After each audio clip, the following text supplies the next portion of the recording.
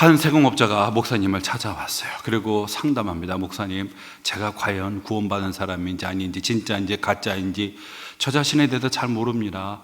때때는 갈등도 하고 고민도 많이 하는데 과연 내가 구원을 받았다는 그 증거를 어떻게 확신할 수 있겠습니까? 근데 이분이 세공업자였거든요. 선생님, 금을 세공해 보셨죠? 예.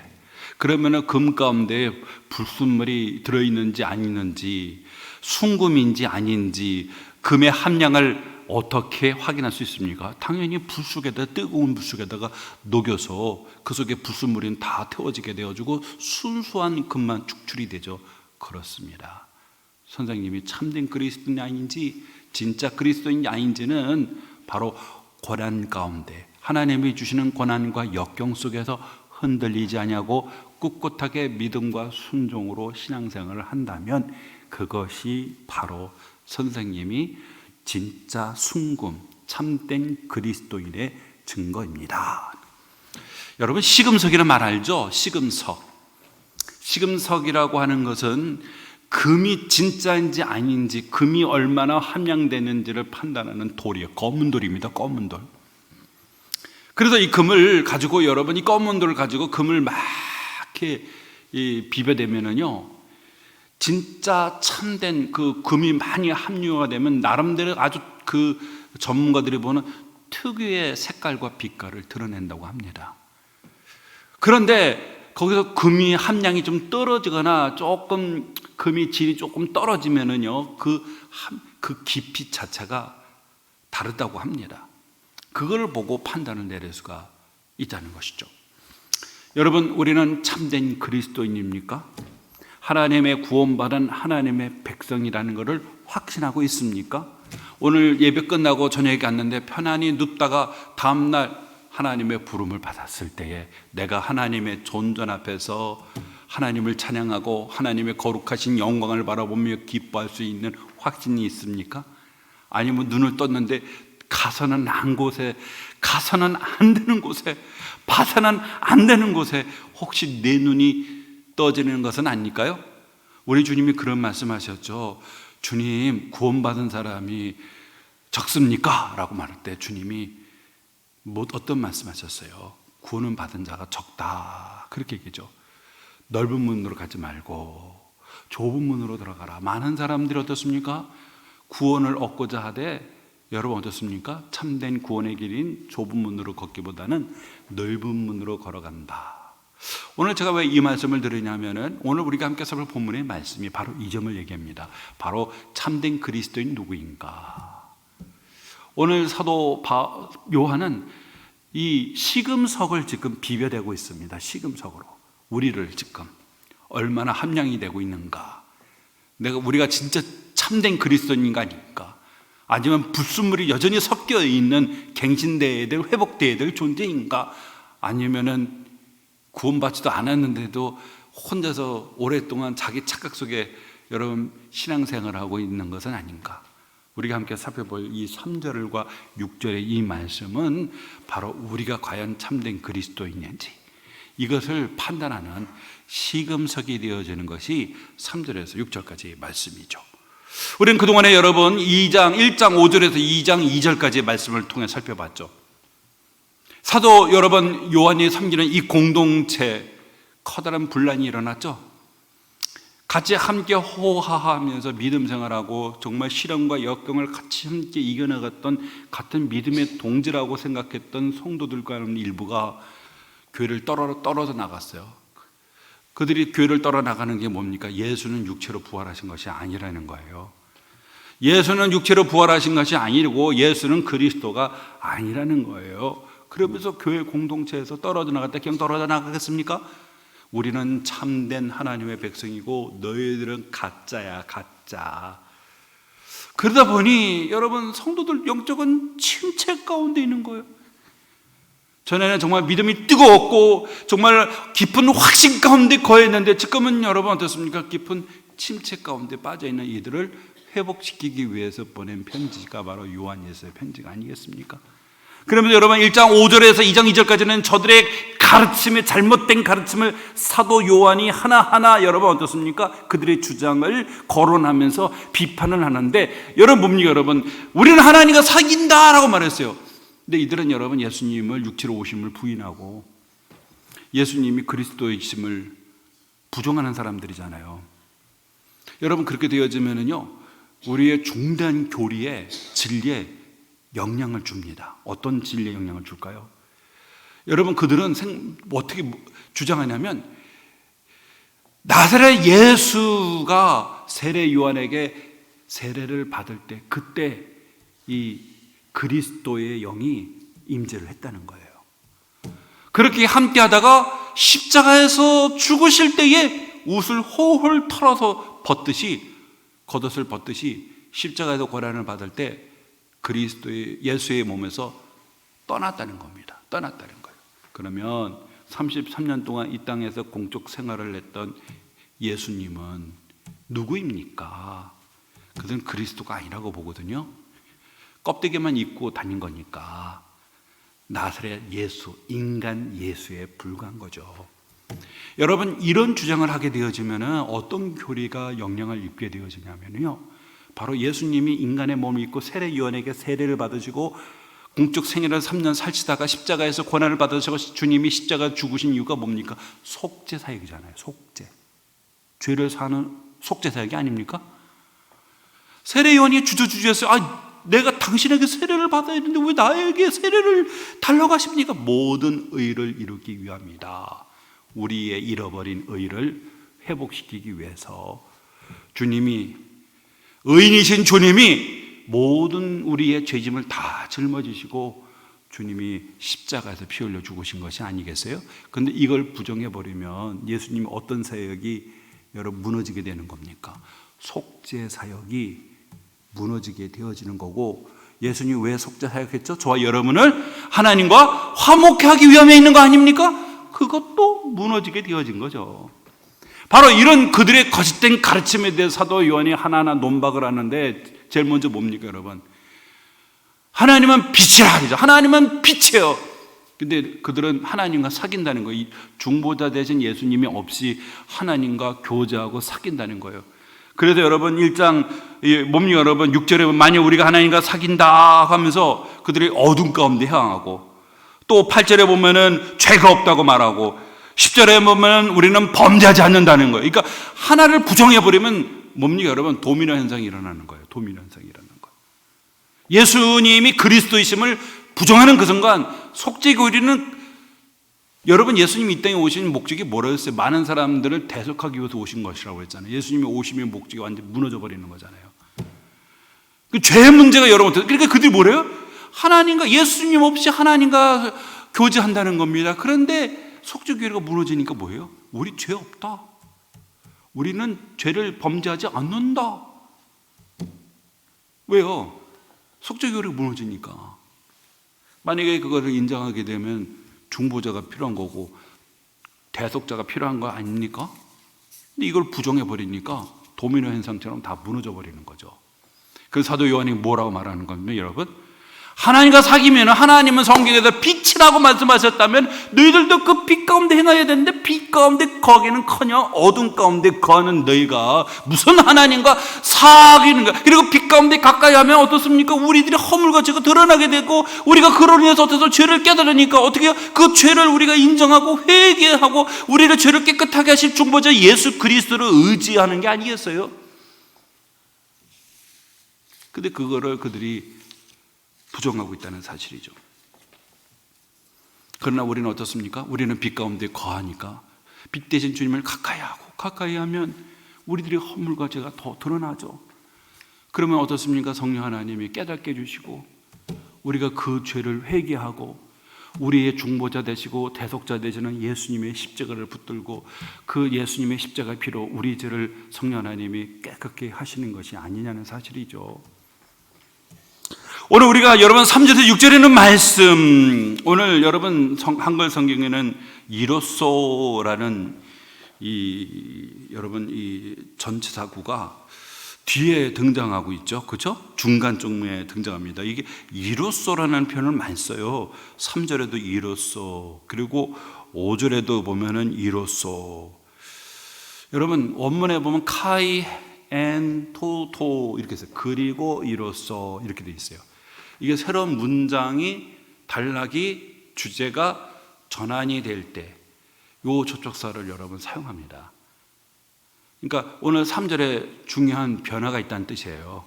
문단의 문맥에, 지금까지 흘러왔던 문맥에 변화가 있는데 새로운 주제를 사도 요한이 말하는 게 아니라 지금 1장 5절에서 2장 2절까지 이 거짓된 자들을 비판하는 가운데 오늘 3절에서 사도 요한은 이 주제를 좀 더 심도 있게 새로운 주제로, 새로운 단락으로, 새로운 문맥으로 지금 전하는 게 아니라 지금 어떻습니까?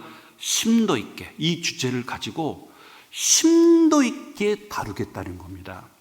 여기서 여러분 사도 요한이 무엇을 좀 다루고자 함에 있는 겁니까? 그러면 누가 과연 진짜냐? 누가 과연 진짜고 누가 과연 가짜이냐? 오늘 이 시간에 저 여러분이 이 세 가지, 사도 요한이 세 가지 점을 얘기하거든요. 세 가지 시금석이 있어요. 그 돌로 여러분 이 터치스톤이라고 말하는데 이 돌로 한번 우리 자신을 문질러 봤으면 좋겠습니다. 그래서 어떻습니까? 금세공업자는 이 순금, 금이 함량도가 높은 순금은 어떻죠? 그 빛깔, 색깔이 선명하게 나타납니다. 그런데 이 좀 표면에는 금처럼 보였는데 그 내면에는 금이 함량이 떨어지는 경우는 어디냐면 빛깔이 가면 갈수록 색깔의 빛깔과 깊이가 떨어집니다. 오늘 이 세 가지를 통해 저와 여러분이 함께 엑스레이를 오늘 찍고 MRI 찍고 돌아가셨으면 좋겠습니다. 오늘 여러분 세 가지를 말해요. 첫째는 뭐냐면요, 여러분 참된 그리스도인은, 그리고 하나님과 사귀는 그리스도인은, 하나님과 빛 가운데 거하는 그리스도인은 첫째는 뭡니까? 하나님과 만난 사람들입니다. 만남이 있어야 되는 거예요. 만남이요, 만남이. 오늘 3절에 보세요. 우리가 그의 계명을 지키면 이로써 뭐라고요? 우리가 그를 아는 줄 알 것이요 라고 했어요. 여기 보면 안다라는 단어를 썼어요. 안다. 여러분 이 요한 1서에 이 안다는 단어가 몇 번 등장한 줄 아십니까? 기너스코라는 단어인데 이 안다는 단어가 여러분 무려 25번 등장합니다. 그러니까 이 요한 1서를 이해하는 핵심된 동사가 뭐냐면 안다라는 거예요. 안다. 여러분 안다는 게 우리가 상식적으로 무엇을 말하죠? 안다는 거는 모르는 지식을 우리는 생각하잖아요. 그렇죠? 지식을 우리가 배울 때 안다. 우리 학생들이 초등학교, 중학교, 고등학교, 대학교 이렇게까지 뭘 공부하는 거, 지식을 배우는 거잖아요. 지식. 사회에서 필요한 여러 가지 풍성한 지식을 배웁니다. 그렇죠?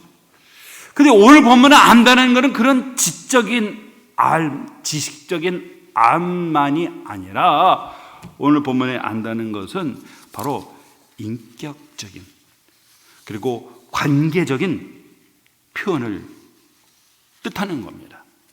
한 예를 든다면 한 미술관에 링컨 대통령의 초상화를 그려다가 딱 미술관에 걸어놨어요. 지나가던 사람이 이 링컨의 초상을 딱 보면서 이 초상화는 링컨이야. 봐봐, 키가 크고 링컨이 또 이렇게 수염이 길잖아요. 수염이 있고, 그리고 이 사람은 대통령이었고, 그리고 남북 전쟁을 승리로 이끈 대통령이야. 정확한 지식이죠? 하나 틀린 게 없어요. 그런데 그 그림을 보던 바로 옆에 있는 한 노인이 떨리는 목소리로 말합니다. 저는 다는 모르겠지만 저분이 대통령이 되어서 내가 평생 노예로 목화밭에서 목화를 따며 평생 일만 하다가 죽어야 될 나의 인생에 자유와 해방을 주신 분입니다. 했어요. 여러분, 과연 안다는 것, 그것은 우리가 무엇을 말하는 걸까요? 단순히 지적으로만 아는 게 아니라 관계가 있어야 된다는 거예요. 안다는 게 뭡니까? 내가 그분을 알고 그분도 나를 알고 서로 교통하고 그리고 서로 대화하고 서로를 뭡니까? 인지하고 있을 뿐만 아니라 서로를 신뢰하는 관계. 이게 여러분 아는 게 아니에요. 어느 학생은요, 그 프로구단 야구광이에요. 그래서 뭐 보면 요즘에 보니까 뭐 야구장에 요즘엔 우리 왜 야구장을 가냐? 제가 옛날에 군에 있을 때도 한번 야구장에 갔던 적이 있었어요. 야구장에 어떤 문제가 있어서 한국 시리즈에서 양 팀이 이렇게 충돌이 생겨가지고 이제 폭력 시가 있다고 그거를 이제 진압하러 그래서 야구장에 갔어요. 재미가 너무 없어요. 뭔 공을 막 투수를 몇 번 교체할 때마다 연속으로 계속 던지고 뭐 시간은 집에 가서 자야 되는데 뭔 3시간, 4시간을 하는 거예요. 근데 사람들 열광해요. 뭐 앞에는 사람들은 그 야구 경기가 어떻게 진행되는지 관심이 아니라 치어리더가 앞에서 그냥 뭘 뽕을 가지고 경기가 어떻게 됐는지를 몰라요. 홈런 치면 근데 경기가 어떻게 진행되는지 모르고 그 응원에 도취되어 가지고 어떤 사람은 술 마시고 어떤 사람은 치킨 먹고 햄버거하고 아예 경기장과 등 돌리고 둘이 같이 대화하고 앉아있고 그랬어요. 야구 선수를 꿰뚫어 봅니다. 투수 방어율부터 키, 몸무게, 또 이 사람이 이전에 또 어디서 또 거쳐왔는지 상세하게 알아요. 그런데 그걸 가지고 그 사람 보고 여러분 안다고 말할 수 있겠어요? 유현진을 안다고 말할 수 있겠어요? 예? 아니죠. 서로 만나고 내가 전화하면 전화 받고 전화 오면 나 전화하고 같이 만나고 교제하고 여러분 이게 아는 거잖아요. 그러니까 안다는 게 뭐예요? 인격적인 만남이에요. 관계예요. 인격적인 만남이지 지적인 암이라고 말 수 없어요. 오늘 본문에 여러분 첫 번째 시금석이 뭡니까? 하나님을 은혜를 입고 그리스도인이라면 만남이 있는 사람입니다. 만남이 있는 사람이에요. 그리고 그분과 인격적인 교제가 있는 사람입니다. 이런 인격적인 교제가 없는데 어떻게 그것을 안다라고 말할 수 있을까요? 어떤 분은요, 나는 기독교 신자입니다. 인구 센서스 조사할 때 기독교 신자라고 딱 적어놓고요. 근데 교회는 1년에 한 번 크리스마스 때, 좀 기분이 좋으면 부활절 때 딱 한두 번 나와요. 여러분 이분을 안다라고 말할 수 있을까요? 여러분 안다라고 하는 거는 만남이 있는 거예요. 만남이. 그리고 만남의 장소에서 같이 만남이 있어요. 하나님이 우리와 만나는 하나님이 우리를 만나시는 통로가 뭡니까? 딱 3가지 있잖아요. 뭐예요? 말씀, 기도, 예배입니다. 여러분 말씀은 하나님이 우리를 찾아와 주시는 시간이 말씀인 통로고요. 기도는 우리가 하나님께 다가가는 것이 여러분 기도고요. 하나님과 우리가 쌍방이 같이 함께 약속된 장소에서 만나는 곳이 어디냐? 예배의 장소라는 거예요. 근데 우리들의 삶에 있어서 말씀은 거의 전무합니다. 주일날만 성경 들고 와요.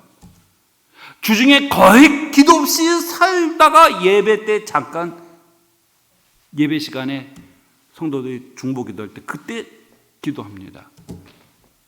여러분 이것을 이분이 하나님과 만남이 있는, 그리고 지금도 만남이 유지되고 있는 사람이라고 볼 수 있겠어요? 과거에 만남이 있겠지만 어때요? 단절된 거잖아요.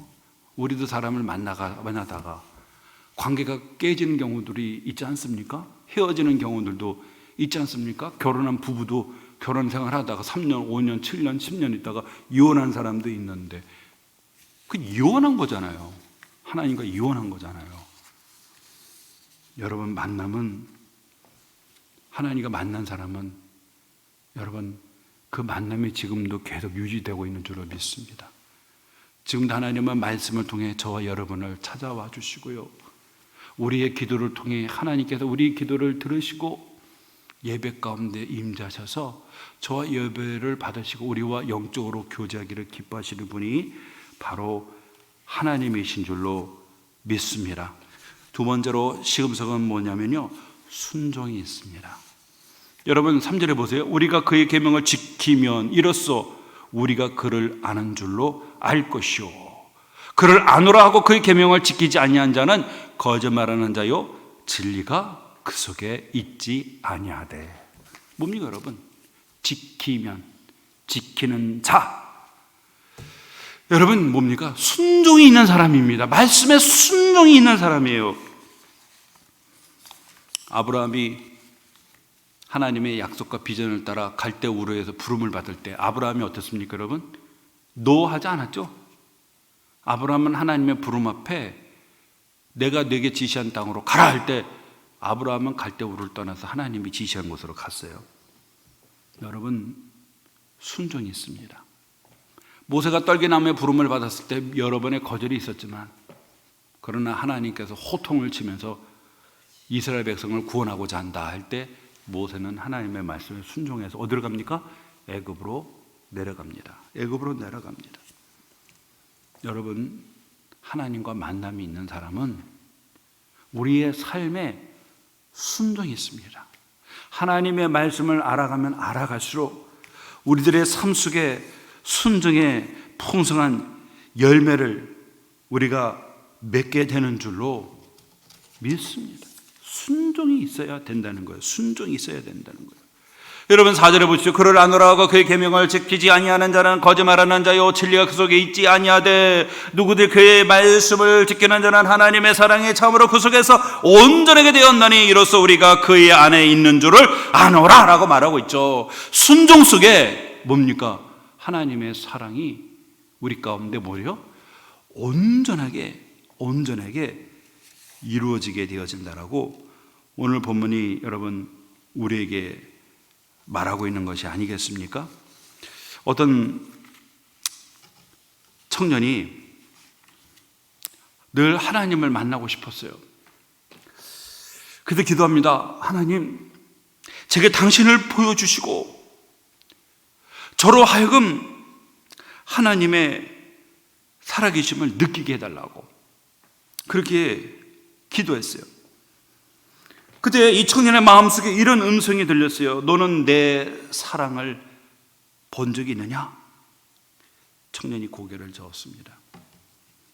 근데 그때 마침 근처에서 한 노인이 비를 맞으면서 길을 건너다가 넘어졌어요. 청년이 기도하다가 이 장면을 보고 잠시 망설이다가 달려가서 노인을 일으켜 세웠습니다. 그때 그 노인이 눈물을 글썽이면서 이렇게 말했어요. 고맙네 젊은이, 당신이 아니었다면 나는 위험했을 거야. 그 순간 청년의 마음에 큰 감동이 밀려왔어요. 그는 속으로 울면서 이렇게 고백했습니다. 하나님, 저는 하나님 당신을 봤습니다. 당신의 사랑이 제 안에서 움직였고 당신이 그 노인 안에서도 저를 향해 미소를 지으셨습니다. 여러분, 순종 속에 오늘 뭐라고요? 하나님의 그 사랑이 여러분 우리에게 온전하게 된다라고 말하고 있죠. 우리가 순종 속에 여러분 우리가 하나님의 사랑을 우리의 삶 속에 여러분 경험하게 될 줄로 믿습니다. 코리템 붐 여사가 있어요. 여러분 뭐 이래로 많이 들었을 겁니다. 2차 세계대전 때 이 코리템 붐 여사는 네덜란드 사람이었는데 유태인들을 숨겨주다가 발각이 돼가지고 같이 이 포로 수용소로 끌려가게 되었습니다. 그 포로 수용소는 라벤스부르크라고 하는 수용소로 끌려갔는데 여동생은 고문당하다가 끝내 목숨을 잃었어요. 전쟁이 끝나는 후에 코리는요 이런 경험을 가지고 독일에서 용서와 복음을 전하는 강연을 여기저기 다니면서 이제 연설을 하는데 어느 날 독일에 있는 한 지역에서 연설하는데 정말 보고 싶지도 않은 꿈에서도 나타날까 봐 두려워하는 그 포로 수용소의 간수가 그 예배 그 강연장에 떡하니 앉아 있는 거예요. 그 사람을 보는 그 순간 온몸이 막 전기가 막 찌릿찌릿하면서 그 수용소에 있었던 그 잔혹하고 끔찍했던, 기억하고 싶지 않았던 그런 일들이 막 떠오르는 거죠. 저 사람이 막 사람들을 잡아다가 패고 고문하고 죽이고 자기 여동생도 감옥 죽었지 않습니까? 그런데 이 병사가 강연이 끝나자마자 코리텐 붐여사에게 걸어오면서 고개를 푹 숙이면서 이렇게 얘기하는 거예요. 프라우텐 붐, 나는 그때 죄를 용서받았다는 확신이 없습니다. 하나님께 용서를 구했고 오늘 당신에게도 용서를 구합니다. 나를 용서해 주시겠습니까? 그 순간 코리의 마음은 온몸이 얼어붙었습니다. 그의 얼굴을 보는 것조차도 너무나도 고통스러웠어요. 하지만 동시에 그 마음속에서 하나님의 음성이 들렸는데, 코리야, 내가 너를 먼저 용서하지 않았느냐? 눈을 감고 떨리는 손을 내밀면서 그를 꼭 끌어안아주며 이렇게 말했어요. 형제여, 하나님께서 당신을 용서하셨습니다. 나도 당신을 용서합니다. 이 고백을 하는 그 순간 이 코리텐 붐여사에게 온몸이 막 전율이 느껴지면서 하나님의 사랑을 느꼈다고 고백했습니다. 그의 손을 잡는 순간 내 온몸에 사랑의 전류가 흘렀습니다. 그건 내 사랑이 아니라 하나님이 내 안에서 사랑하시는 것이었습니다. 정말 정말 이 간수 때문에 처참하게 죽어갔던 내 사랑하는 가족, 내 여동생, 내 주변에 있었던 그 수많은 사람들 떠오르면은 정말 내 안에 모든 보복이란 보복은 다 해주고 싶었지만 하나님이 용서하라고 하는 그 말씀에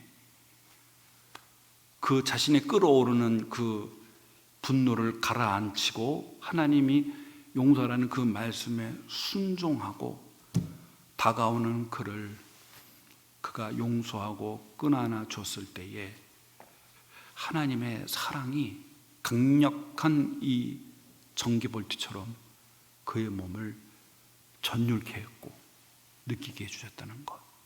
그리고 어떻습니까? 하나님의 풍성한 사랑이 코리텐 붐여사의 심령 속에 가득하게 되어졌다는 것. 이것이 여러분 두 번째 시금석이죠. 여러분, 하나님을 안다는 사람은 첫째 뭐라고요? 순종하는 사람이고요. 두 번째는 뭡니까 여러분? 바로 사랑하는 사람입니다. 순종하면 뭡니까? 사랑을 나누게 되죠. 그리고 그 사랑 속에서 하나님께서 우리가 하나님의 자녀됨을 우리 안에 거하시는 성령 하나님이 증거해 주신다라고 하는 사실이죠. 여러분, 요한 웨슬리, 이 사람이 회심할 때도요, 이가 회심하지 않은 상태에서 미국에 가서 선교를 했습니다. 근데 철저하게 실패를 했어요. 그리고 할 수 없이 영국으로 돌아오는데 그 영국에서 올 때 그 대서양을 건너가는데 비바람에 폭풍이 만나가지고 배가 거의 파산할 정도로 어마어마한 파도가 이 가판을 향해서 물이 막 그러면서 배가 막 요동을 치는데 그러한 이 위급한 상황 속에서 가판에서 찬양의 소리가 들리는 거예요. 찬양의 소리. 가판에서 그리스도인들이 그런 폭우가 쏟아지는 가운데 정말 경각의 그런 위기 속에서도 하나님을 탐나게 그 얼굴에서 그 두려움이 없이 탐나게 하나님을 찬양하는 모습을 보면서 웨슬리가 커다란 충격을 받았어요. 나는 신학교에서 옥스포드 신학교 나왔잖아요. 신학교에서 그렇게 신학의 훈련을 받고 나름대로 소신이 있어서 정말 미국에 가서 선교서 나는 선교를 할 거다라고 그렇게 선교해 왔는데 나의 모습, 이 폭풍, 이 비바람 속에서 풍랑치는 배 위에서 사시나무 떠듯이 공포 속에 두려워하는 자신의 이 모습을 보면서 내가 과연 그리스도인인가? 자신의 신앙의 정체성에 대해서 의구심을 품은 거예요. 나중에 영국의 런던에 도착했을 때 올드스게이트에서 한 교회가 예배당이 있었는데 문득 그 예배당에 들어가서 이제 예배를 드리려고 했는데 그때 마침 목사님이 루터가 쓴 로마서 주석이 있는데 그 서문, 주석을 다 읽은 것도 아니라 서문을 읽고 있는 그 서문의 내용을 딱 듣는 그 순간 성령 하나님이 웨슬레를 완전히 사로잡았어요. 그는 이렇게 기록합니다. 그때 내 마음이 이상하게 뜨거워졌다. 나는 하나님이 나의 죄에 나 자신을 위해 죽으신 그리스도를 믿게 되었음을 느꼈다. 그분의 사랑이 내 마음에 부어졌다. 그랬어요. 그 순간부터 웨슬레는 완전히 변화됐어요. 이 사람은 사랑의 사람이 되었습니다. 차갑던 교리만을 증거했던 그가 구원과 용서의 사랑의 복음을 전하게 되었고 많은 사람들이 주님께로 돌아오는 놀라운 역사가 일어나게 되어졌다는 것. 여러분, 그리스도인의 시금석 두 번째는 뭘까요? 바로 여러분, 첫째는 순종이고, 순종하면 뭐죠? 바로 사랑이 우리 안에 온전케 되어졌다. 사랑의 열매를 맺느냐. 바로 그것이 여러분 우리가 그리스도인됨의 증거라고 하는 사실이죠. 마지막 세 번째는요, 주님을 닮아갑니다. 여러분 6절에 보세요. 그의 안에 산다고 하는 자는 그가 행하시는 대로 자기도 행할지니라 라고 했어요. 여러분, 그의 안에 산다고 하는 자가 누구일까요? 하나님의 계명을 지킨다, 하나님의 말씀을 지킨다라는 사람들이잖아요. 그 사람들은 이제 순종이 있고 사랑이 나타나지 않습니까? 근데 세 번째는 뭐냐면 닮는다는 거예요. 닮는다는 거예요. 그래서 보시면은 그가 행하시는 대로 자기도 행할지니라 라고 말했어요.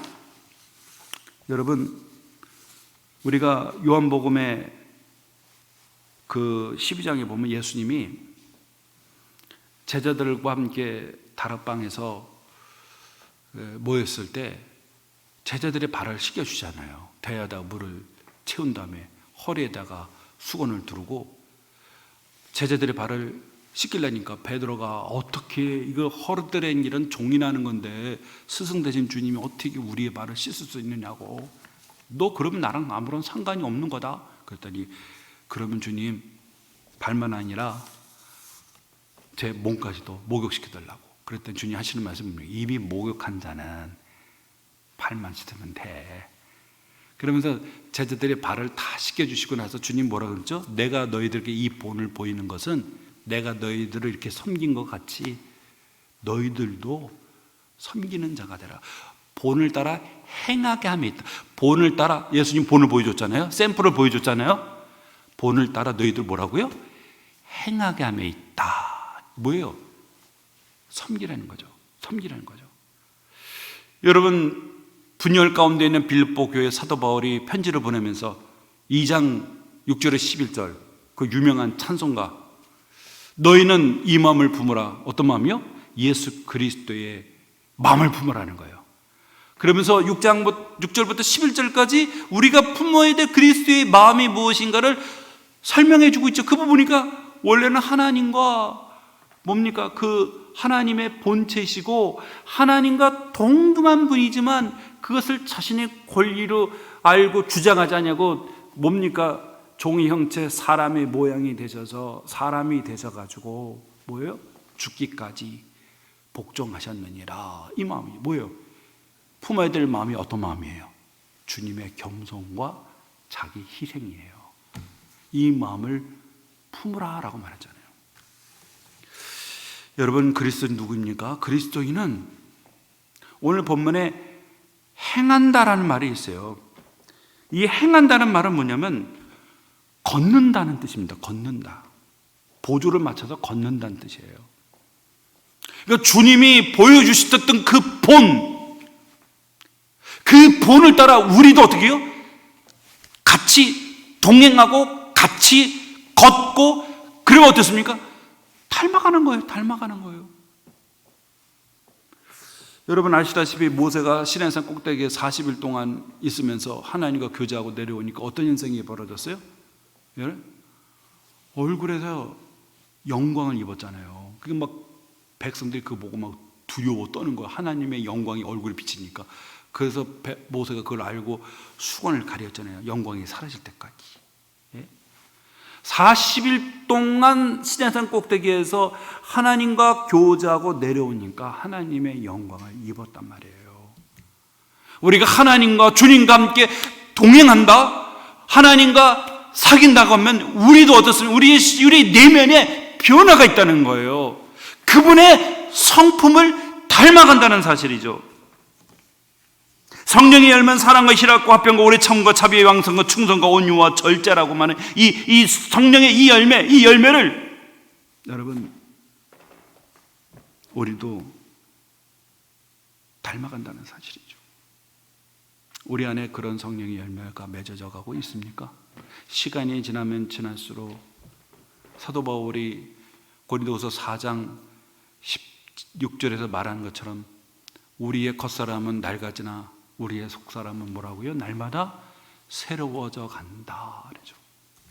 우리 안에 내면에 성숙해지고 전보다 더 거룩해져 가는 우리의 성품에 변화가 있느냐는 사실이죠.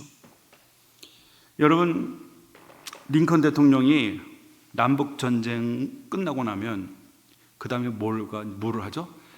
전범들을 처리합니다. 그죠?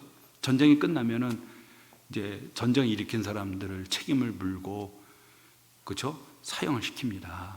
2차 세계대전이 끝날 때 독일의 전범들, 뭐 다난이 또 일본도 마찬가지죠. 전범들, 도조 히데키 그죠? 처형당했잖아요. 전범들. 그 남북 전쟁이 딱 끝나니까 이제 어떻습니까? 전쟁의 전범들 주요의 지도자들은 이제 책임을 물어야 되는데 링컨이 보복하지 않는 거예요. 중지. 보복하지 않는다는 거예요. 그래서 링컨이 이런 말을 해서 나는 그들을 원수로 대하지 않습니다. 내가 그들을 용서하면 그들은 더 이상 내 원수가 아닙니다. 그 말을 들은 한 장관이 물었습니다. 대통령님, 그건 너무 이상주의적인 겁니다. 그들이 또 반란을 일으키면 어떡합니까? 링컨이 미소 지으며 이렇게 말했어요. 그리스도께서 내게 그렇게 하라고 말씀하셨습니다. 그리스도께서 내게 그렇게 하라고 말씀하셨습니다. 여러분 오늘 6절에 말하죠. 그의 안에 산다고 하는 자는 그가 행하시는 대로 자기도 행할지니라. 예수님이 십자가에서 달리셨을 때 주님 저들의 죄를 용서해 주시옵소서. 저들은 자기가 하는 일을 알지 못합니다. 스데반 선생님이 돌에 맞아 순교할 때도 그가 마지막에 고백한 게 뭡니까? 십자가상에서 주님이 고백했던 그 고백대로 저들의 죄를 용서해 달라고. 그리고 순교를 했는데 그 용서가 누구에게 임하죠? 자기에게 돌을 던지는데 주동적인 역할을 했던 바울에게 임해서 담에서 또 생겨서 주님을 만났잖아요. 여러분 디모데후서 4장에 보면 여러분 사도 바울의 이 죽음을 이제 가까웠습니다. 마지막으로 쓴 유언 같은 게 이제 디모데후서잖아요, 그죠? 그때 사도 바울이 마지막 4장에 보면은 다 바울을 떠났어요. 아시아에 있는 교회가 나를 다 버리고 떠났고, 대마도 떠나고, 누구도 떠나고 다 바울 곁에 있었던 사람은 누가만 내 곁에 있다.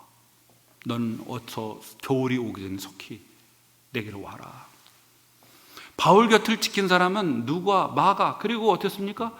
요청받은 디모데 외에는요, 같이 함께 동고동락했고 같이 복음을 위해서 일했던 일꾼들이 이제 바울이 감옥에 갇히면은 또 자기도 연루될까봐 전부 다 바울 곁을 다 떠나는 거예요. 그때 바울이 여러분, 그때 제가 주일 오전 때 설교했잖아요. 그 4장에 보면 놀랍게도 시편 22편하고 무려 동사가 9개 동사가 겹쳐요. 그리고 패턴이 시편에서 흐르는 맥락하고 비슷하게 패턴이 가요. 근데 시편의 22편이 뭔지 아십니까? 1절이 뭐예요? 엘리 엘리 라마 사박다니, 나의 하나님 어찌하여 나를 버리셨나이까. 여러분, 시편 20편은 유명한 메시아의 고난장입니다. 예수님이 십자가에 달리셨을 때 모두 다 살겠다고 다 도망갔어요. 예수님이 홀로. 그리고 어떻습니까? 죄인의 괴수가 되어서 하나님의 진노를 받는, 정말 어떻게 보면 주님 홀로 고독하게 십자가에서 처절하게 돌아가시고 있는 그 순간, 바울이 감옥에서 마지막 형장을 기다리며 자기 주변의 사람들이 다 떠나는 그런 상황 속에서 성령 하나님이 시편 22편의 말씀을 통해 사도 바울에게 여러분 위로를 하고 있었던 거예요. 그러니까 사도 바울이 아마 시편에서, 이 감옥에서 시편 22편을 묵상을 했던 것 같아요. 너무나도 오버랩이 되잖아요. 그러면서 바울이 뭡니까? 나는 그들에게 뭐라고요? 나는 허물을 돌리지 않는다고 고백하잖아요. 닮았잖아요. 나는 그들에게 허물을 돌리지 않는다. 예수님을 닮은 스데반, 또 사도 바울. 주께서 내 곁에 서서 내가 힘을 주시니, 주님이 끝까지 사도 바울의 마지막 그 순간까지, 사람은 다 배신하고 다 떠나지만 예수님은 내 곁에 서서 내게 능력을 주셔서 이제 재판에서 뭡니까? 복음을 변증할 수 있도록 하나님이 새 힘을 나에게 주셨다고 고백하지 않습니까? 여러분, 말씀을 맺도록 하겠습니다. 오늘 비록 짧은 말씀이지만 대단히 큰 영적인 울림이 되는 말씀을 주시고 있습니다. 바로 시금석이죠. 참된 그리스도인인가 아닌가, 진짜인가 가짜인가. 참된 그리스도인은 누구죠? 말씀에 순종이 있고 사랑이 있고 그리고 주님을 닮습니다. 그리고 닮아가고자 합니다. 바로 그가 그리스도의 십자가의 은혜를 입은 하나님의 언약 백성인 줄로 믿고, 여러분 우리 자신을 잘 점검해서 주의 길을 걸어가는 저와 여러분 되기를 주의 이름으로 축원합니다. 기도하겠습니다.